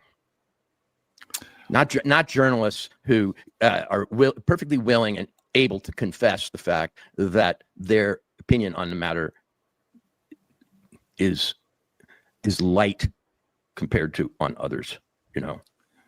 Right. Okay. So here's someone who's saying. His buddy argument for ignoring it is the same type of logic to ignore Russiagate, which they scold others for falling for it. Buddy argument. I don't know what that means. That even mean? I'm not a news agency. Walter and I aren't a news agency. We're not the New York Times. We're not the Washington Post. I hope people are paying for those chats too. Like, what the hell does that mean? And we didn't spend 3 years talking about Israel in some other light. Nope. And only to have it turn around and then ignore some new development in the story. So that's a fair point too. Like I said, it's not his beat. It's not something he's ever covered. I'm cautious about it because there are things about the story that make me nervous. There are. It is also. Let's see. He starts to go into it, and then Walter jumps in. I'll let Walter finish, but Matt explains. Like he goes into detail, and I applaud him for at least having the balls to admit, like, "Hey, dude, I'm scared to fuck with this one." Let's put it this way: it is also an issue which has huge amounts of money and influence on either side. A lot of on either side. See, this is where they try to both sides a little bit here, and this is the part that disappointed me a little bit, if I'm being completely honest. But I still love Matt. Related to social media and to spinning in the news and so on, and getting through the fog of war on this issue, so to speak, the literal fog of war, but the fog of social media and media war in general is an undertaking in itself. And I would rather reserve my mental intellectual, emotional powers for those things upon which I already have an advantage, having, taught myself over the years, and to journalistic topics that I've covered in my lifetime. I mean, I have not only have I never covered Israel, I never covered war. I've never been abroad to cover a foreign conflict. I wouldn't know how to do it if you taught me. It would take a while to teach me. Right. I didn't cover Iraq until I went. Really, I mean, I wrote a few columns, but that was a little different. And with the subject, there are things about it that just make me nervous. Here you go. Suddenly, there's an assumption. Suddenly in the pro-Palestinian movement that terrorism is that the October 7th attacks were justified, that they were resistance. So this is where he shows why he doesn't cover this issue, because if you follow Max, you know a lot more about the Hannibal directive and a lot of the, even Charlie Kirk said some shit about maybe like, I don't have the clip offhand, but he was on PBD talking about how, it's wild that was able to happen when he's been to Israel and there's people with guns everywhere. Now, I've never been there, so I'm not saying I know this for sure. But here's Taibbi saying like, oh, it's a both sides thing. And what bothers me about that isn't that I want people to be talking about that all the time. It's just that I was under the impression until recently that terrorism or terrorist violence was something abhorrent and that we didn't agree with that. To sort of casually decide that it's appropriate in this case. And this is the part that like does disappoint me a little bit, because that's not how it is. That's the framing of the people, on the other side, that, oh, these people are justifying terrorism. No, it's a response. It was clearly a response. No one talks about what happened before October 7th.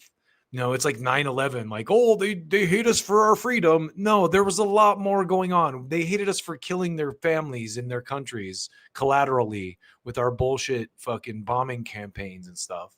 It's the same thing dynamic here. It's not that you hate all the Jews or, you think Hamas was justified in killing every innocent people on October 7th. You just understand the dynamics at play. There's a wider context. October 7th didn't happen in a vacuum. Those people were mad about something and they struck out like an angry fucking, caged animal would. You know what I mean? And I'm not comparing them to animals. I'm just saying October 7th didn't happen in a vacuum. It was a response to something. And the idea that you recognize that does not mean you condone terrorism. I'm not saying it was okay, but anyway. Accept it. I don't know. I don't feel comfortable with that. I mean, I don't feel comfortable with bombing civilians either, but this is why I don't talk about there you go. These things, because I don't. Again, I applaud him for his honesty, because what he said there was kind of uninformed, but he's like, but this is why I don't talk about it, because I don't know much about it. And, Max Blumenthal, I saw asking him to like debate or something, or have a debate. Like maybe they just need to talk offline and Max needs to educate him a little bit. Who knows? But again, I don't think that his kind of ignorance on this topic or his fear to cover it or write about it is worthy of the kind of attacks and like,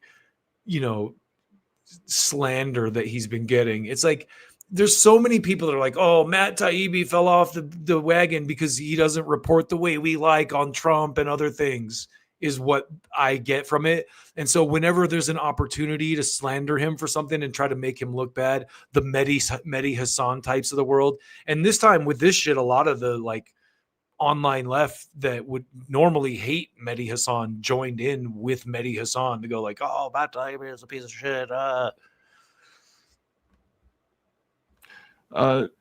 They're subjects that have a lot of contradictions to them.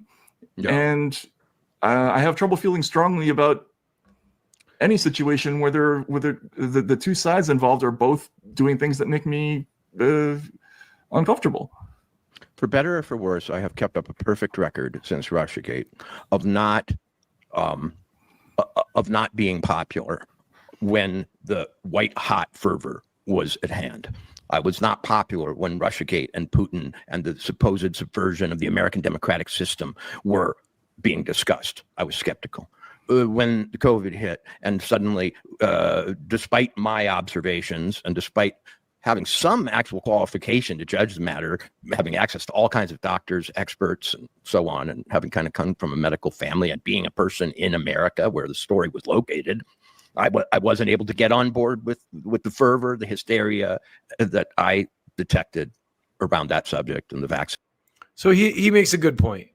These guys are skeptics. You need that kind of mindset in journalism.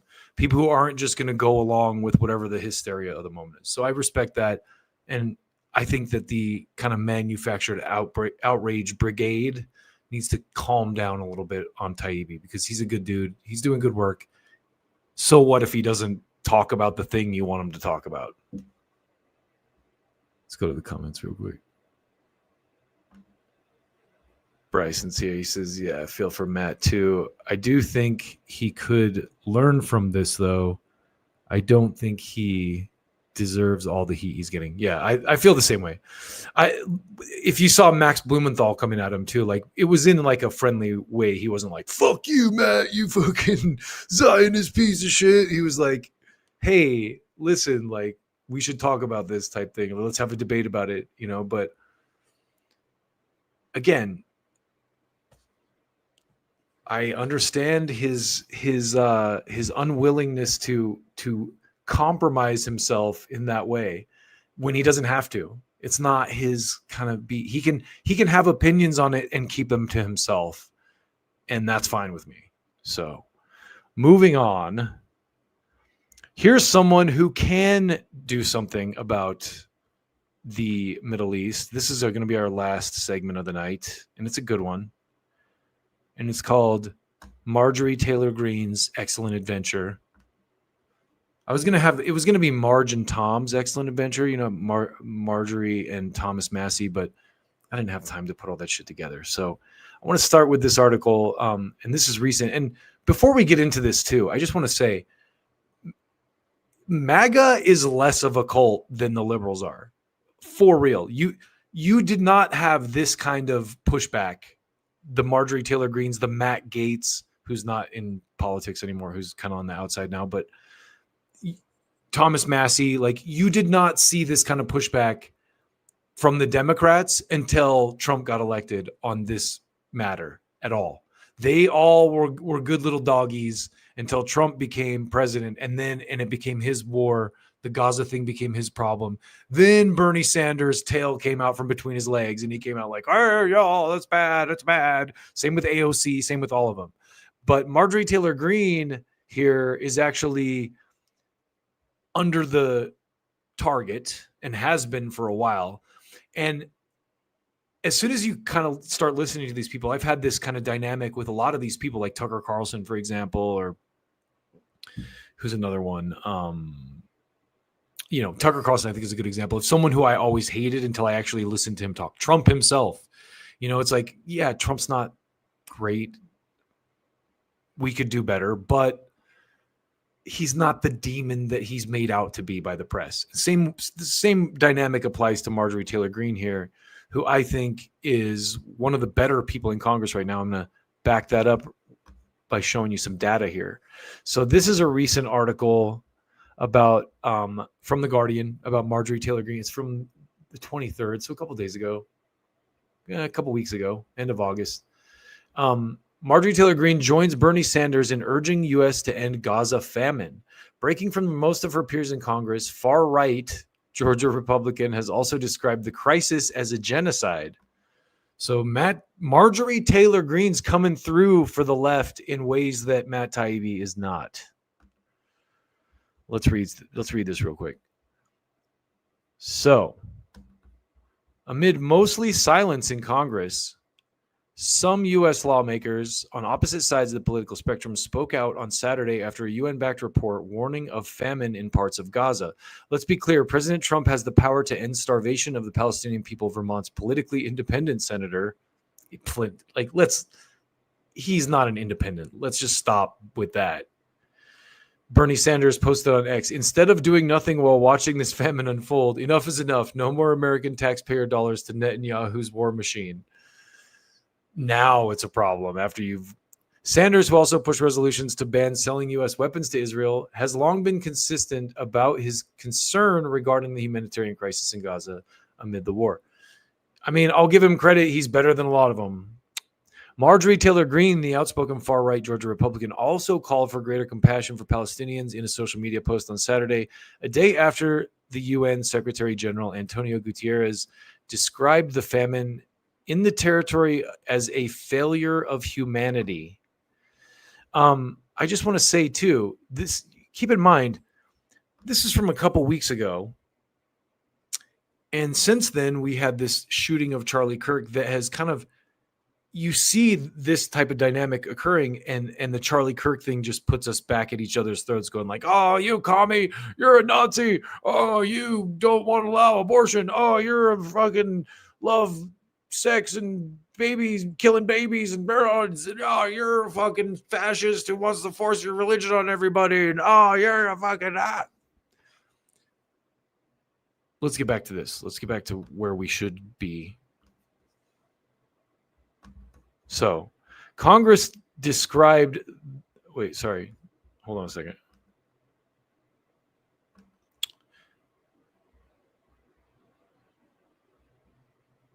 This is about Marjorie Taylor Greene. Sorry. I started a little bit far back. Here we go. So, the U.S. representative, in a departure from the majority of her peers in Congress, described the Gaza humanitarian crisis as a genocide last month. In a long post on X, she then said that while Israel's war against Hamas was justified, the suffering of civilians was not. I mean, does Hamas deserve it? Yes, Green wrote. In part, do innocent people and children deserve it? No. The innocent people in Gaza did not kill and kidnap the innocent people in Israel on October 7th. She continued, just as we spoke out and had compassion for the victims and families of October 7th, how can Americans not speak out and have compassion for the masses of innocent people and children in Gaza? Green linked the entirety of U.S. financial and military aid to Israel to the conflict, arguing that it means every U.S. taxpayer is contributing to Israel's military actions. I don't know about you, but I don't want to pay for genocide in a foreign country against foreign people for a foreign war that I had nothing to do with, Green concluded, and I will not be silent about it. You got to applaud the woman for having the balls that most people do not have. The post received an almost immediate response from the far-right influencer Laura Loomer, who is paid by Israel, who reportedly petitioned the White House to suspend the entry of injured Palestinian children from Gaza to the U.S. Yes, she did do that. What a terrible fucking psychopathic human being, if you could even call her a human being. Green and Loomer, both claiming the mantle of MAGA authenticity, have bitterly clashed on the issue, with Loomer falsely describing Palestinian children as a national security threat and Islamic invaders. Laura Loomer just represents the looming, dead generation of boomer thought that just needs to completely die off. It just looms, and needs to loom its way into oblivion. Loomer, who is Jewish, once claimed that her ban from social media platforms for anti-Muslim hate speech was anti-Semitic. It is. Anti-Muslim hate speech is anti-Semitic. Sorry, I got that mixed up. Not her ban. While Green infamously shared an anti-Semitic conspiracy theory that wildfires in California might have been started by Jewish space lasers. Now, that is a little bit disingenuous. I don't want to go into the weeds on that now, but she wasn't specifically calling them Jewish space lasers. And the fact that they made such a big deal about what she said actually makes it seem more legit at this point. Anyway, on Saturday, Loomer hit out at Green, falsely accusing her of calling Palestinians from Gaza to be resettled in the U.S. and asking, why are you advocating for Gazans to come to the U.S.? How is Islamic immigration America first? Laura Loomer, you fucking psychopath. The Israeli agency heading aid distribution in Gaza, the coordination of government activities in the territories, rejected the report a report saying that there was a famine, saying it relies on partial biased data and superficial information originating from Hamas. Notice how they do that. Anything they don't like is like, that's Hamas. It's like, oh, that's Russian propaganda. Same fucking dynamic. On Saturday, Mike Huckabee, the U.S. ambassador to Israel, said on X that the international media is missing the real story of famine in Gaza. Hostages are starving. Yeah, thanks to you, dickhead. Hamas is getting fat, and the UN declares famine while 92% of their food is stolen by Hamas. Meanwhile, UN food sits rotting in the sun. The UN should declare itself corrupt and incompetent. Yeah, it's all Hamas. In her post, Green wrote that if the U.S. were being bombed day and night with millions killed or injured, and the world said Americans voted for their government so they deserve it, how would you feel? What would you think? What would you do? So Marjorie Taylor Greene, unlike most of Congress, has this thing called empathy. Jesus Christ. So to top this one off, we have a very unlikely candidate for this show, because let me just preface this by saying I still have quite a bit of disrespect for these people because of what they did to Jimmy Dore. But the Young Turks, they've been doing a better job lately. And they recently had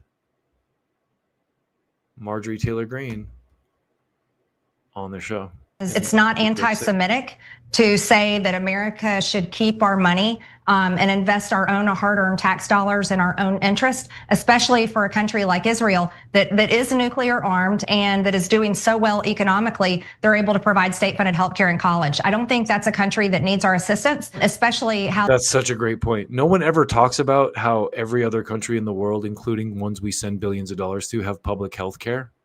And she's pointing that out, and I applaud her for that. They've shown the entire world that they're very capable of annihilating and wiping out their enemies. I completely believe money's a factor. I watch it every single day here in Congress. The people that I work with, who they're funded by, affects their votes. I'm just unapologetically fed up with it all. Now joining us, Marjorie Taylor Greene, Congresswoman from Georgia's 14th Congressional District. Representative Greene, welcome back to the show. Thank you. Thanks for having me on tonight. No problem. I understand you have big news for us. There is something you are considering introducing tomorrow. What is that? Well, actually, I've already introduced them. This week here in Congress, we're doing the National Defense Authorization Act, which is our annual funding for our military. And our military budget should be very focused on our country, on our military, and strictly for defense purposes. However, once again, there is funding for foreign countries, foreign causes, foreign aid, and foreign defense of foreign nations. And so I've introduced multiple amendments to strip that funding out. Specifically to defund $600 million for Ukraine. So I've got one amendment to do that. And then I have a second amendment to take out any funding because I found out that one of my colleagues is trying to add more money in for. I just want to pause here for just a second. Can you imagine a Democrat doing this? Like, what Democrat would do this? I would love to know, but they're so inept. Their entire political, movement now is just like, Trump's bad, Trump's bad. That's all the Democrats stand for. They have hedged every bet to the right, to the point where someone like Marjorie Taylor Greene just can lean just a little bit to the left on a couple issues and make them look like fucking fascists in comparison, just by being a little bit populist, by actually saying like, hey, what the hell's going on? There are people starving in the streets and we're sending billions of dollars to foreign countries. How is that okay? For Ukraine, I have two amendments that strip funding from Israel. This would be $500 million. Israel already receives $3.8 billion annually from the United States government. I'm a big believer in defunding all foreign aid and all foreign funding for all foreign countries. So I've introduced two amendments, one to get the $500 million out of the NDAA. The $3.8 billion goes in the state and foreign ops appropriations bill, so that's separately. And I had done amendments for that. And then I have another amendment that takes out another $105 million. This one is $55 million for Israel's counter drone program and another 70 million for anti-tunnel cooperation. So it's just important. We're $37 trillion in debt. We shouldn't be funding foreign countries, basically because America's broke, and we really need to get focused on our own country and our own people's problems. Okay, so I want to take it one by one. I want to get clarity on all this, and then we'll get into the content and substance of it. So first off, the 500 million that you introduced an amendment to take out of the NDAA, is that the one that recently passed overwhelmingly in the House? Yes, that's the one that overwhelmingly passed. It was before Congress went on recess, and only 6 members of Congress voted for it. Yes. And so that they claim is for defensive purposes, whatever that means. And about 60 million billion of it or so, million of it goes to around 66 maybe to Iron Dome, and the rest is for, I don't know if you know, vague defensive purposes. Well, just to clarify for your listeners, the US already provides nuclear-armed Israel with 3.8 billion annually in foreign aid. In 2024, in the security supplemental, we gave 8.7 billion to Israel. During the recent 12-day war with Iran in June, the US used 15 to 20% of our terminal high altitude area defense missile stockpile defending Israel. That cost the United States somewhere over $800 million. Wow. The 500 million that I'm introducing an amendment to take out is authorized in the NDAA for this program that funds Israel's missile defense systems, Iron Dome, David Sling, and the Arrow system. But it's important to note that since 2006, we've spent over 15 billion supporting these Israeli missile defense systems. Here's what is something important to understand. While we're 37 trillion in debt, Israel is less than 400 billion in debt. And they're doing so well with their economy. They're able to provide state-funded healthcare for Israeli citizens. They're able to provide state-funded college. My argument is it's not anti-Semitic to say that America should keep our money and invest our own hard-earned tax dollars in our own interest, especially for a country like Israel that is nuclear armed and that is doing so well economically. They're able to provide state-funded healthcare and college. I don't think that's a country that needs our assistance, especially how they've shown the entire world that they're very capable of annihilating and wiping out their enemies. So that's really my argument there with Israel. Right. And primarily my argument is we've got so many problems here at home. I really want to see the United States Congress focus on the American people. So one more quick point. So again, imagine a Democrat doing that. And I just want to circle back to the duopoly thing again, because I applaud Marjorie Taylor Greene, not only for doing this, but also for going on a show like the Young Turks and having an open dialogue with people who are, on the left, so to speak, or Democrats. That's the shit that we need to get out of our heads. This like left versus right is the enemy type shit, and just focus on where we agree and where we can make things better for everybody.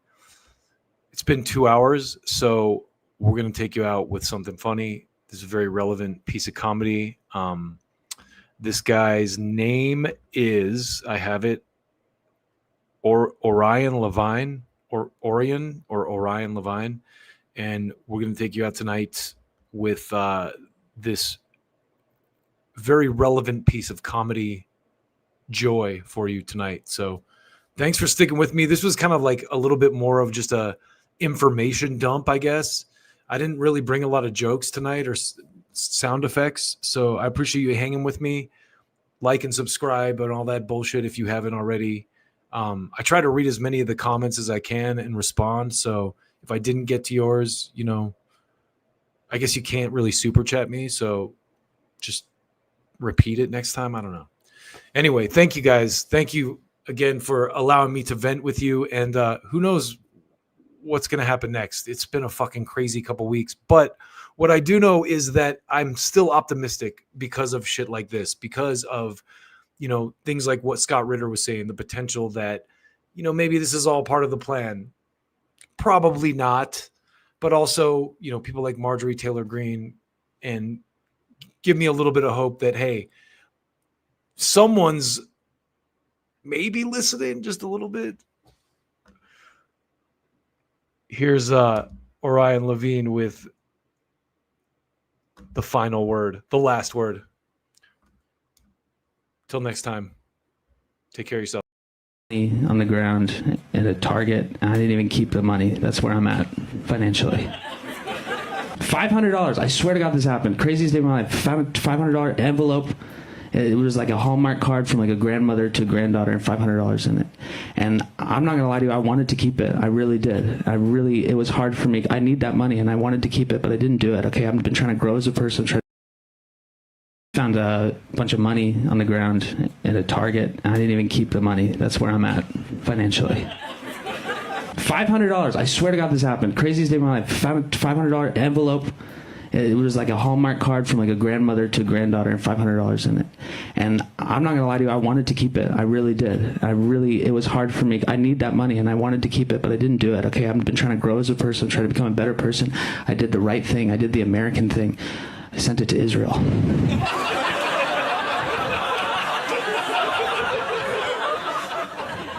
No one's excited for this one. And I get it. Opinions on Israel, they're a lot like dick pics. Usually unsolicited, very hard to find the correct angle. Worst ones come from your uncle. Swear to tell the truth, Marjorie. Oh yeah, AOC, I'm going in.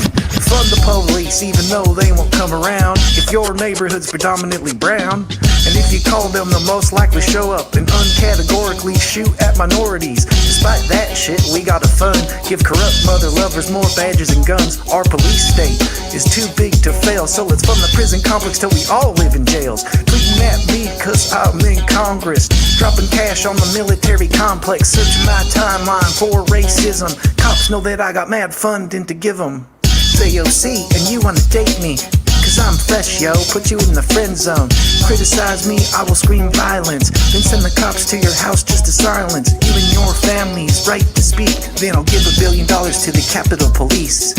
I'm in the house, yo, we got the purse strings to fund the police state and do all the worst things. But I'll never do anything out there like vote against war or for universal health care. Fund the police. Fund the police. Yeah, girl. Fund the police. Fund the police. Yeah, fund the police. Fund the police.